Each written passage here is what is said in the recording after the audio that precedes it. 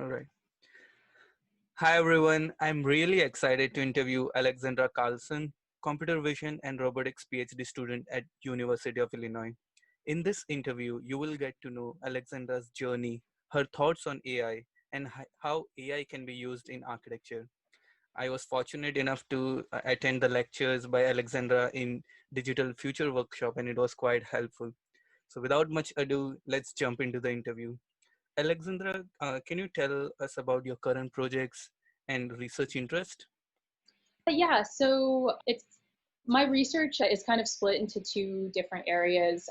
One is the architecture collaboration that I have with Matthias Del Campo and Sandra Manager through the Taubman School of Design. And then the other is more of what my PhD thesis research is on, which is about autonomous vehicle perception. So more specifically, though, related to the work in architecture, my personal interests are kind of exploring the design process and sort of using the internal models that algorithms learn as a way to kind of augment and potentially improve the design process for architecture. Mhm. And can you share your journey to pursue PhD in this topic? What were the aspects which inspired you to pursue this path?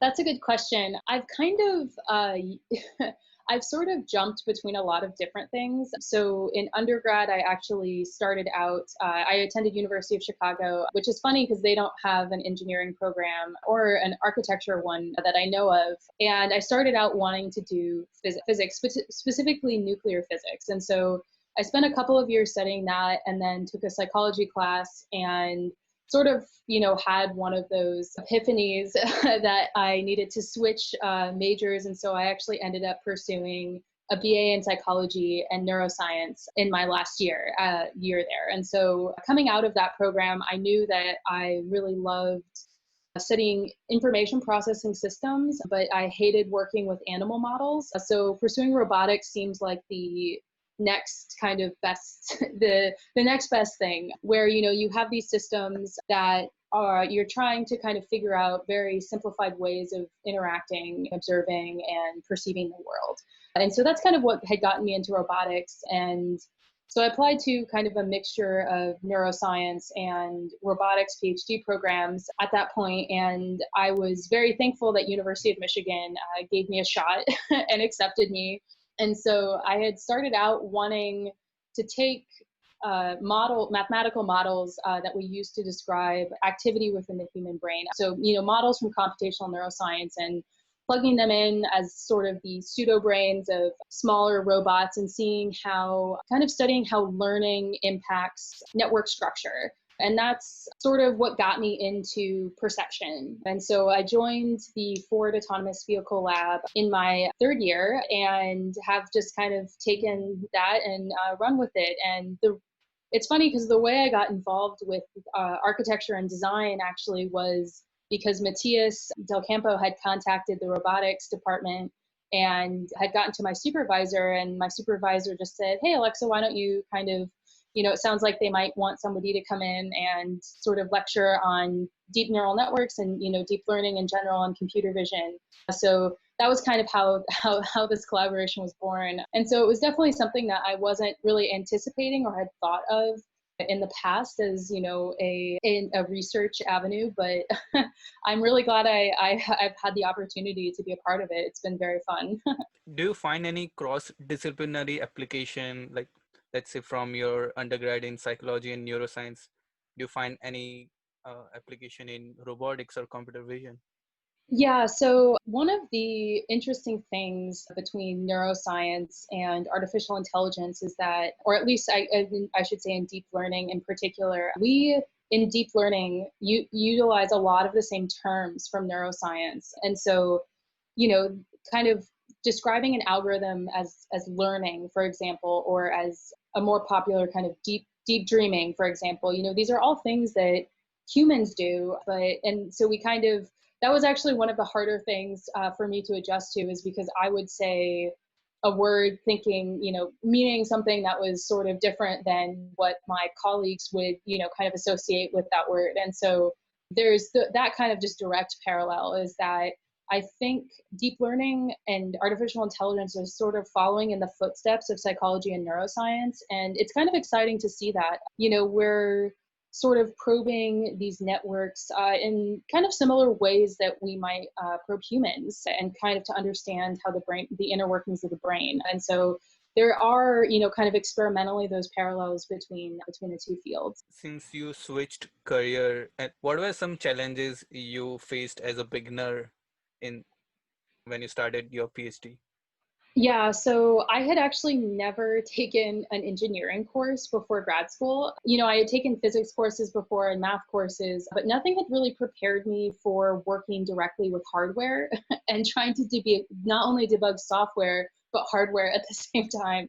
And so my first year, as part of the robotics program at the University of Michigan, there's this lab-based class that we, all of the students fondly refer to as robot boot camp. So that was kind of adjusting to, kind of getting that skill set was very difficult, but certainly worthwhile. Even though, I don't work with hardware now, and I think if you were to hand me a chip of any kind, I would probably just stare at it and kind of hope that hope that something happens. But yeah, I think that was the biggest adjustment, was getting used to kind of more of the kind of engineering style, or engineering way of doing things, I should say.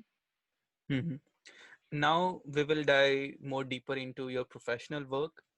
So can you walk us through one of your project? What was your approach, challenges faced, and the final output for that?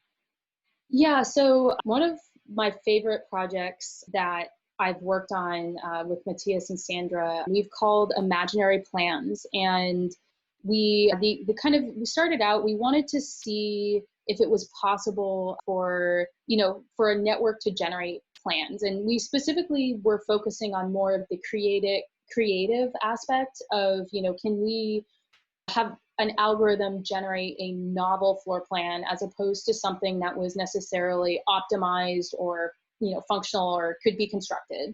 And so we took a neural network called a generative adversarial neural network. And so that term sort of describes a family of algorithms now. So there's a lot of different modifications and kind of more special architectures within that family. But the basic idea is that you have two networks that are training each other adversarially. You have the generator, which takes in an input noise vector and renders what we call a fake image. And then you have a discriminator network that's trying to learn how to differentiate between this fake generated image and then a training set of real images.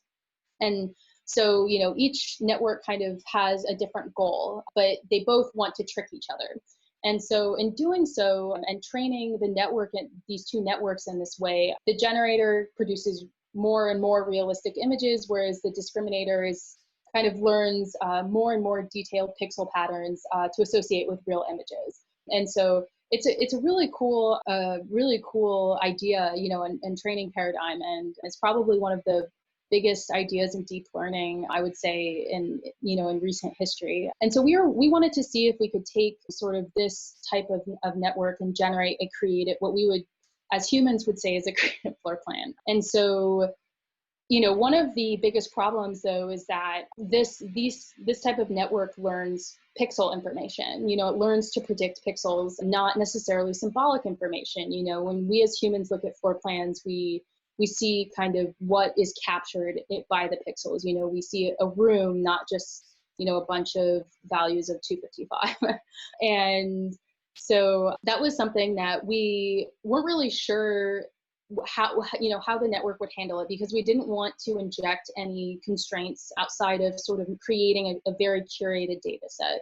And so for this project in particular, what I had gone through and done is collected a bunch of traditional floor plan images and then intermixed with those a ton of different non-floor plan images. So ones of kind of more fractal art, ones of city maps, different kind of nature maps, and a lot of different forms of art. And we wanted to try to see if the network was sort of able to incorporate some of the structural visual features from these non-floor plans into the traditional floor plans. And thankfully, that is what happened.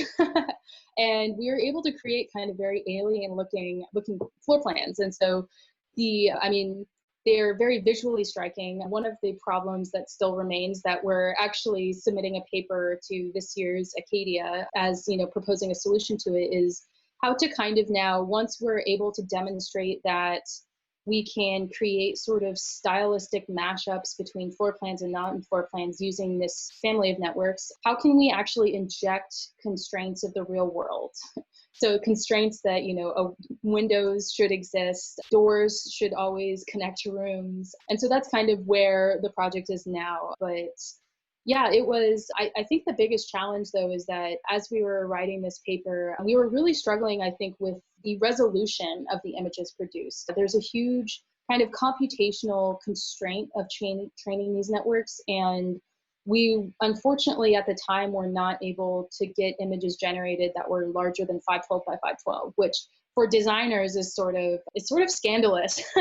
Those are very small images. And furthermore, the method that we were using in particular, called progressive growing of GANs, takes a very, very long time to train. So it takes weeks to converge. And so we were kind of struggling with sort of how to get less blurry images by figuring out ways to accelerate the training time, but then also how do we just get higher resolution images?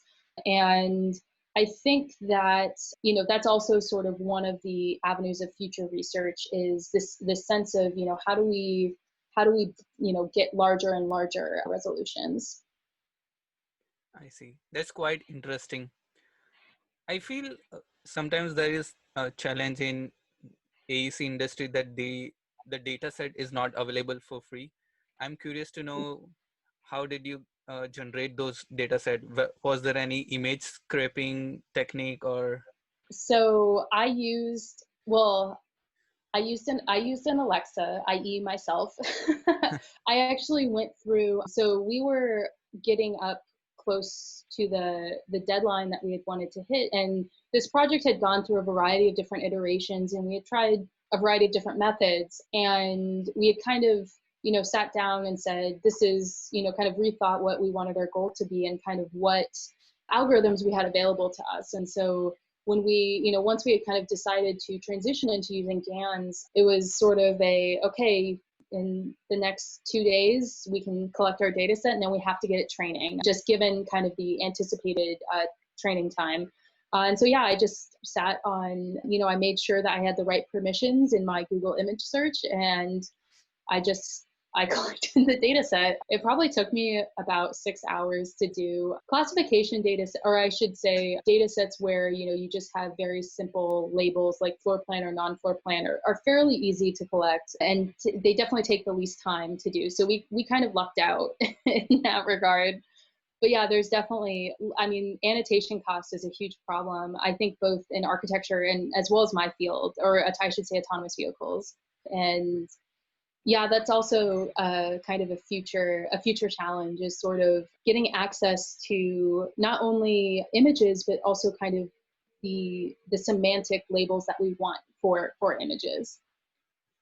What is the strategy you adopt to ensure that the data is not biased when you're sampling it? So I would actually say that some of the reasons why our methods have been successful is because we've created highly biased data sets. And so, kind of anticipating that, knowing that neural networks can, severely overfit, we actually kind of wanted to take advantage of that. And so with respect to this imaginary plans paper, the way that GANs work is that they sort of learn the space between images. So they're able to learn what the kind of shared features are between the images, and then are able to kind of, once you learn that, you're able to interpolate between images. And so we sort of took a gamble and said, if we have a floor plan image and a non-floor plan image, what if, again, we're able to sample in between that space? So we're able to sample feature, a floor plan that has,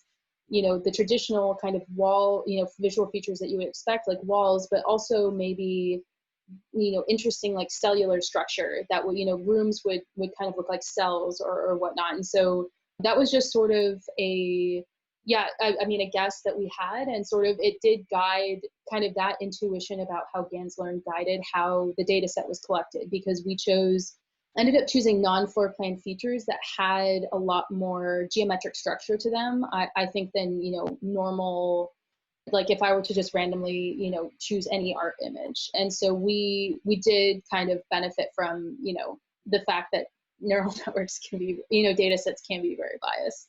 And that's kind of an interesting way to sort of, in the design world, because like in autonomous vehicle research, it's a huge problem to have biased data sets like that. But I think in design, it actually can be quite useful because we can, create sort of these, we can take advantage of that and have it, because our end goal is something that's very visually pleasing, and hopefully that can be constructed.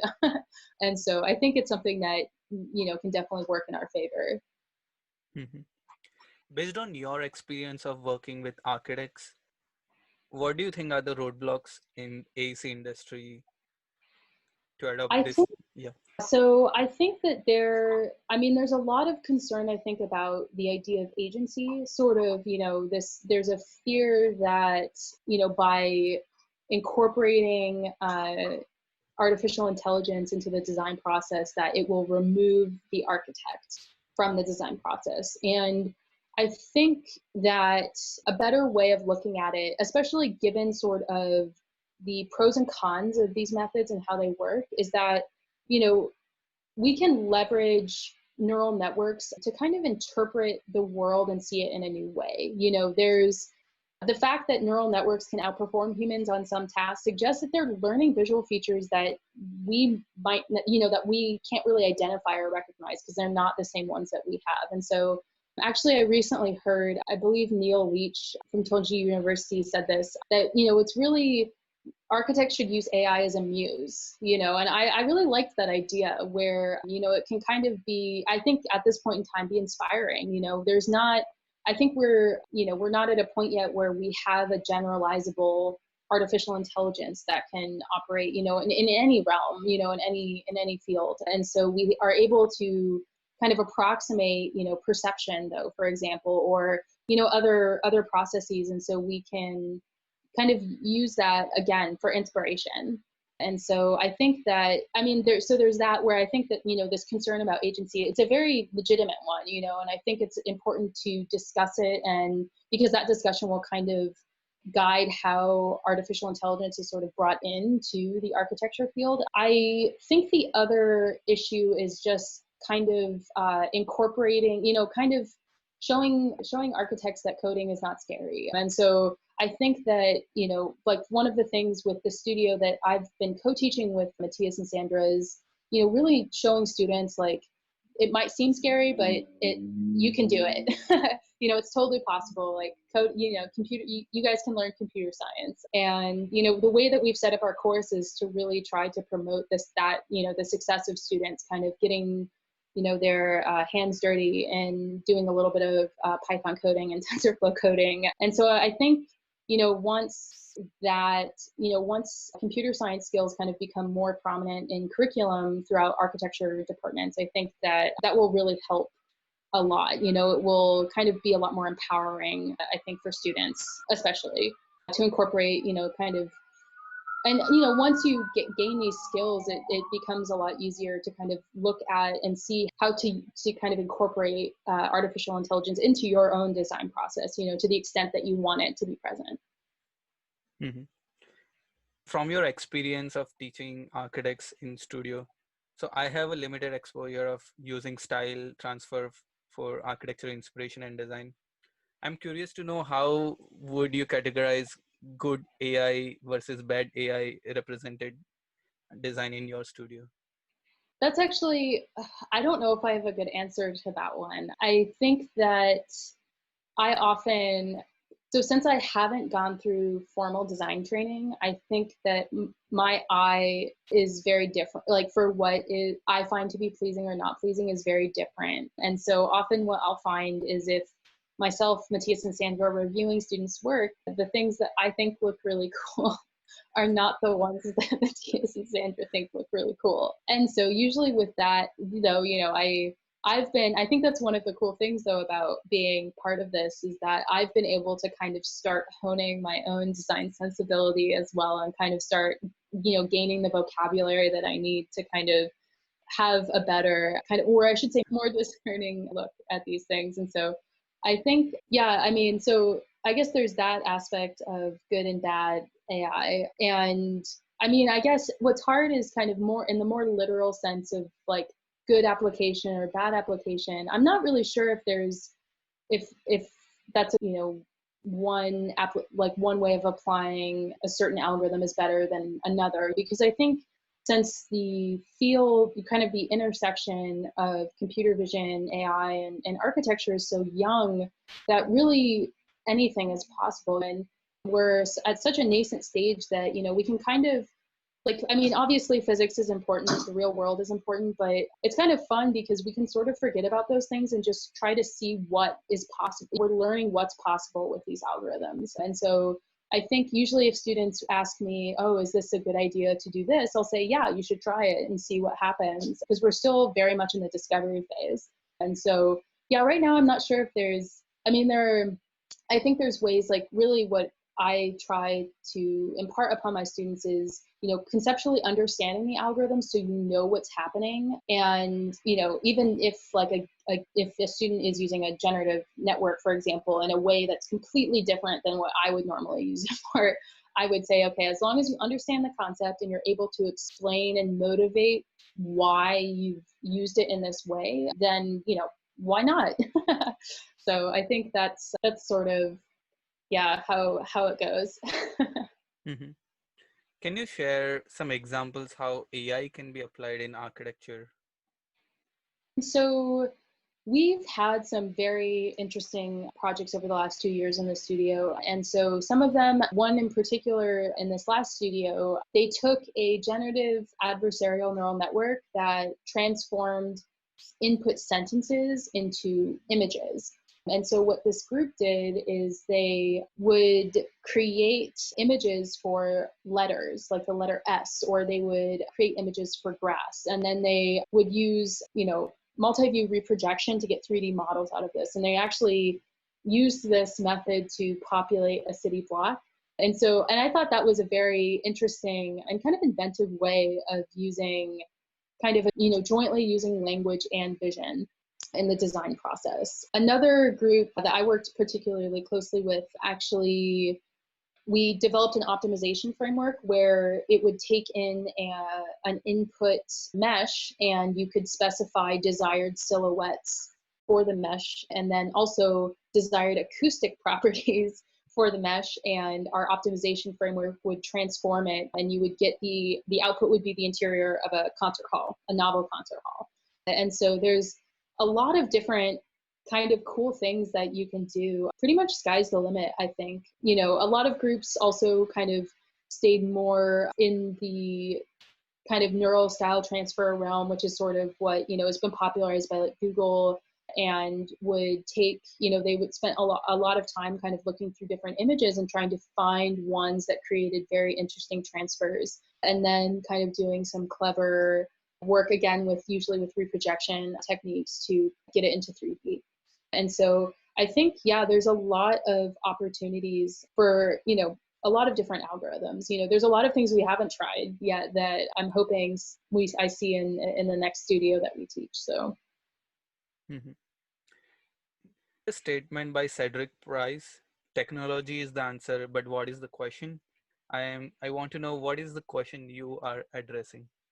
I guess kind of getting at a little bit at what I mentioned before is, what's possible, what is possible with deep learning and computer vision. I think the design world I'm still very new to it, I would say. And so kind of just being able to explore and kind of experiment with these different techniques sort of has been really exciting. And so, yeah, I guess for me it would be what are the limits?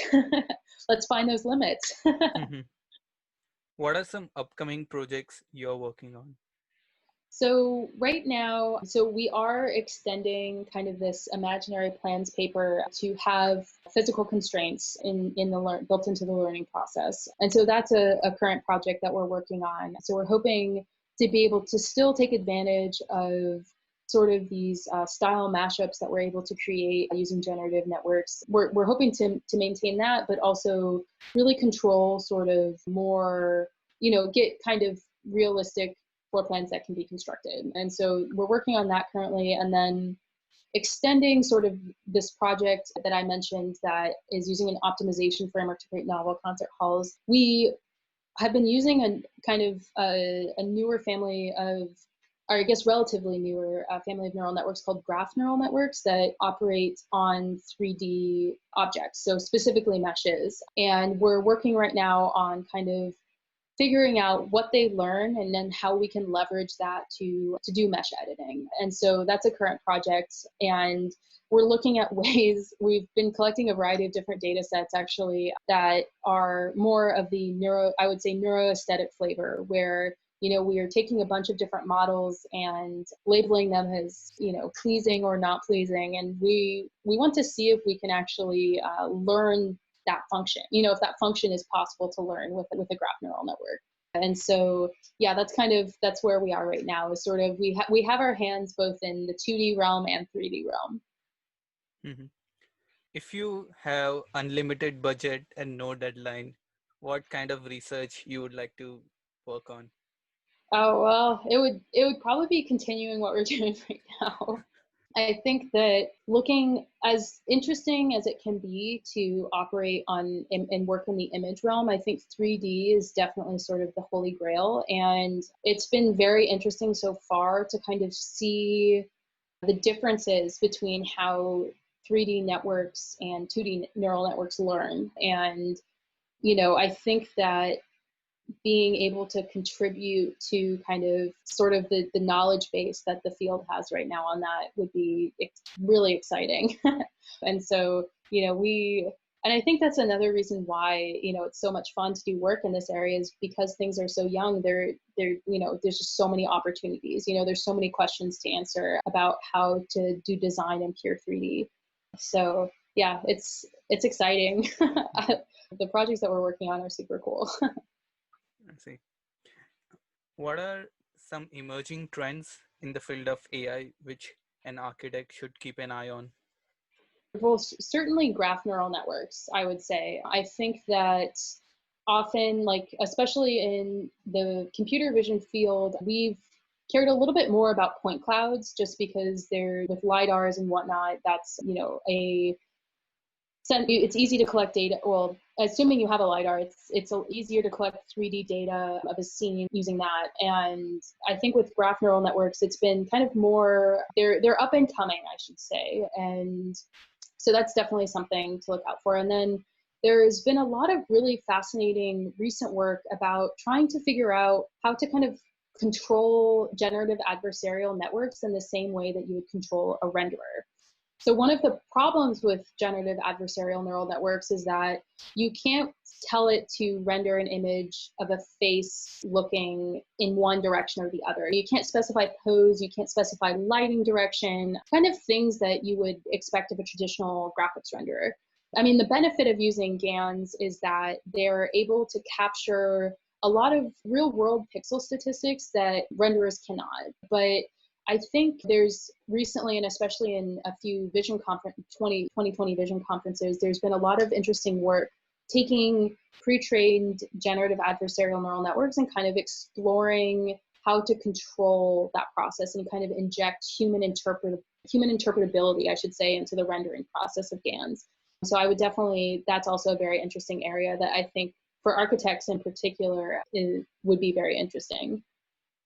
Mm-hmm. We will move on to our final section, which is about advice to students and professionals. What will be your advice to students and professionals who are interested to apply AI in their design projects?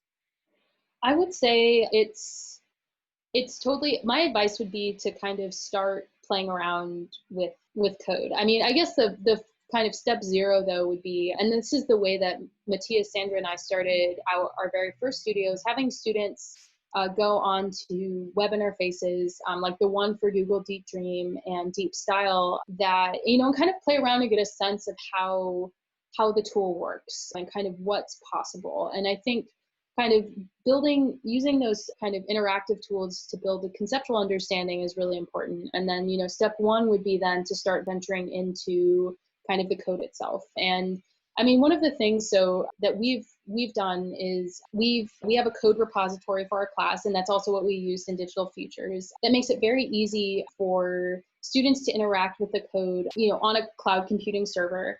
And it doesn't require knowledge of, extensive knowledge of Python or TensorFlow.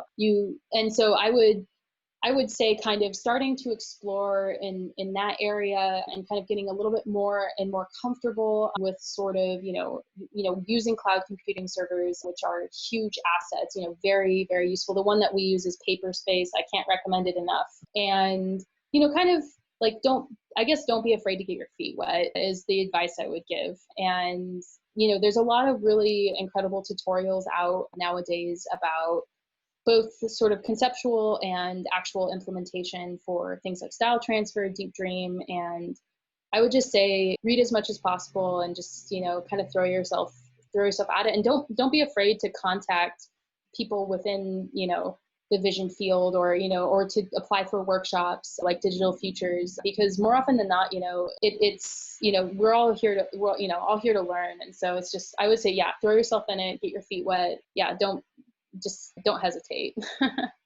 Yeah. And I would like to thank you for creating such a comprehensive repository, because I was able to follow each and every step, and it was very well detailed along with the code example. So I did the Digital Future workshop on my own, and I hardly faced one or two times any error because the repository was very well explained. So. Oh, that's awesome. I'm glad to hear that. Yeah, that repository has kind of been 2 years in the making, and we're only going to add more to it. We're hoping for this next year actually to add graph neural network. So look forward to that. For sure. Okay. What are some books or artists or courses you would recommend to people who are just starting out? So the textbook that comes to mind that I really like is called Deep Learning. It's by Ian Goodfellow, is one of the three authors, and that's it assumes kind of basic knowledge of like calculus, and the first chapter kind of gives an accelerated intro to linear algebra, but it's a really good book, even just reading kind of the conceptual parts of it for kind of if a student is interested kind of getting more into sort of the nitty-gritty of deep learning and understanding the pros and cons more on a mathematical level. There's also this really amazing Stanford course in convolutional neural networks that I think it's CS231. I can't remember the actual course number, but I can send you the link afterwards if you'd like to put it in with in the podcast description. I highly recommend it. The course and lecture notes are all free. It's what I used in a lot of my intro classes, and I still go back and use it for a reference. And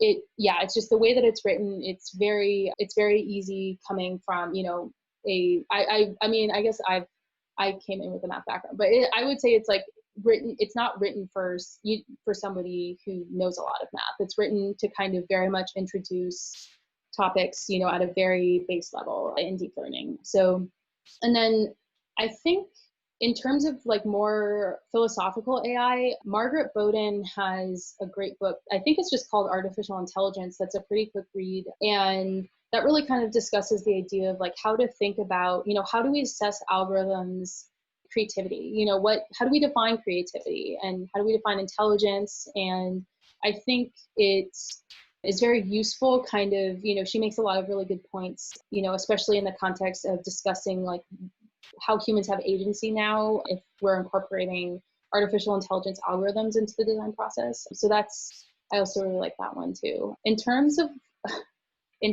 artists, I am definitely, Roland Snooks has some really incredible work. He's used this one machine learning algorithm called Marching Cube's algorithm to do design in 3D, as well as incorporate, constraints of of the physical construction process, and I would recommend looking into his work because it's really cool. When I saw one of his presentations at my first design conference, I was just kind of floored. It's like, oh my god, teach me how to do that.